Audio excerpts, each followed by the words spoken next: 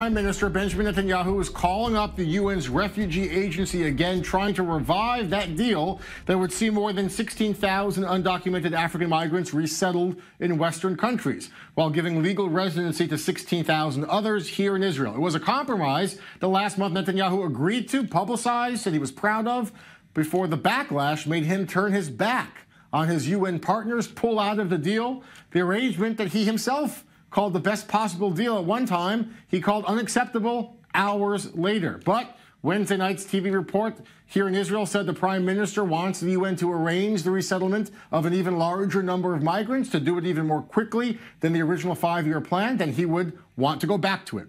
Joining me in studio is Sigal Rozen. Sigal is a spokeswoman for the Refugees and Migrants Hotline, working hard here in Tel Aviv. I want to ask you first off, many politicians, many analysts, many people like yourself who work with migrants say that the deal was okay, that they said it was an acceptable solution and it was workable. Do you even agree with that, that the UN plan was okay in the first place? Well, it is a shameful deal that a country like Israel send the refugees that arrived into Israel to other countries, while there are millions of refugees in Libya, in Syria, that are looking for refuge. And of course, like the place that these people will take, the people from Israel, they will be on the account of refugees from other places, while Israel can allow itself to give refuge to all these people.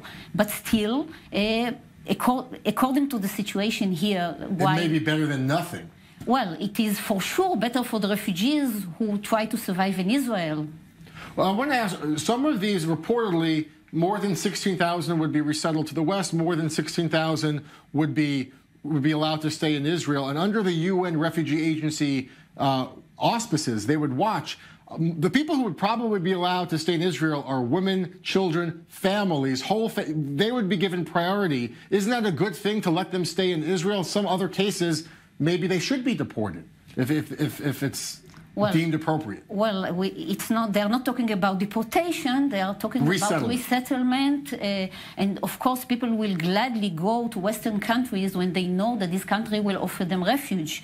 I wish for all of them, knowing the situation here, I wish for all of them that they will receive refuge in other places, because so far Israel did not grant them any legal status. I want to take this opportunity to say something about all these people who are supporting the deportation, knowing that there is no such possibility. Lately, we hear a lot of people who support the deportation speaking about Switzerland deporting Eritreans. They think if they say it enough times, it will become real, but Switzerland do not deport Eritreans. No country deport Eritreans. I want to ask, because you work closely in South Tel Aviv, the tension, and it is a real tension. We've had South Tel Aviv residents on the show about the African migrant community, who are tens of thousands of them living in South Tel Aviv, and the tension they cause in the neighborhood. Many neighbors feel unsafe. They don't feel comfortable leaving their homes at night, and they feel that this is a national crisis, a public safety crisis. Do you understand that perspective?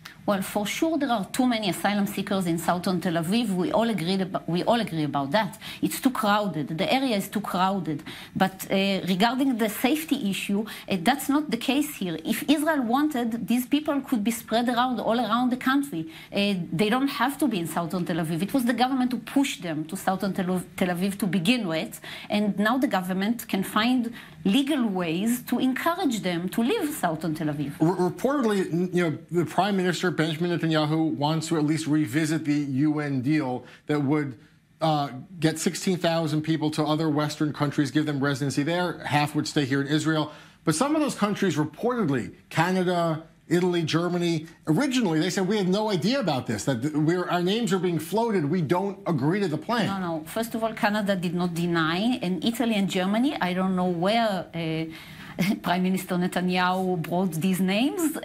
As far as we know, they were not on the list. Okay. And this is why they said they have no idea about it. They said the truth. The question is why Netanyahu keep on saying things which are not truth. All right, the African migrant story back forefront of national discussion today. Thank you so much, Sigal, for being with us. Appreciate your time. Again, a spokeswoman. Thank you so much. I just must say again about Switzerland. 50% of the Eritreans in Switzerland received refugee status. 78% received subsidiary protection. Switzerland do not deport Eritreans by force. All right, Sigal joining us from the spokeswoman for the Refugees and Migrants Hotline.